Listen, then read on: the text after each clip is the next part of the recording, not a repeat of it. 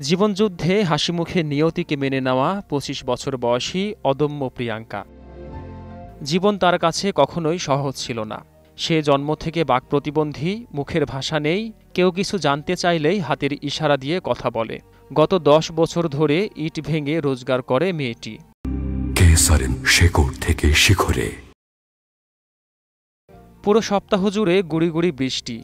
সকালের শুরুতে অনেকেই ঘুমে মগ্ন, তবুও সে থেমে থাকেনি। কাক ডাকা ভোরে বেরিয়ে পড়ে জীবিকার তাগিদে। স্থানীয়রা বলেন প্রিয়াঙ্কা খুব কাজে মনোযোগী। সে কাজ ছাড়া কিছুই বোঝে না। কারো একটু হাসিমুখ দেখলেই সে খুশি হয়, কখনো কখনো নিজের অজান্তেই হেসে ওঠে। প্রতিবেশী এক নারীর সঙ্গে একটি সিমেন্টের খুঁটি তৈরির কারখানায় কাজ করে সে। হাতুড়ের আঘাতে ইট ফাটিয়ে দিন পার করে, সারাদিন বৃষ্টিতে ভিজে, রোদে পুড়ে। তার নেশা শুধু কাজ আর কাজ। বাড়ির পাশে দাউদপুর উচ্চ বিদ্যালয়। কখনো মেয়েটির স্কুলে যাওয়ার সুযোগ হয়নি। হয়তো এই কথা কাউকে মুখ ফুটে বলতেও পারেনি।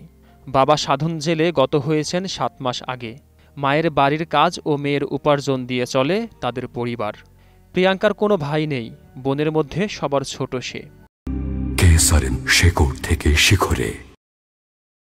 ঢাকার নবাবগঞ্জ উপজেলার দাউদপুর বাজারের কারখানার মালিক আব্দুল হালিম বলেন, তাকে সহযোগিতা করা আমাদের সবার দায়িত্ব।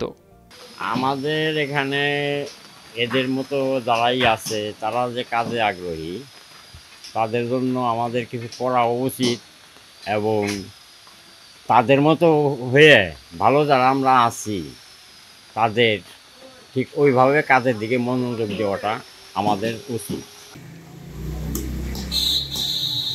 তার জীবনের কষ্ট, পরিশ্রম আর আত্মবিশ্বাস প্রমাণ করে, ইচ্ছাশক্তি থাকলে কোনো বাধাই জীবনকে থামিয়ে রাখতে পারে না। আব্দুল কাদের নাহিদ, ২১ টেলিভিশন।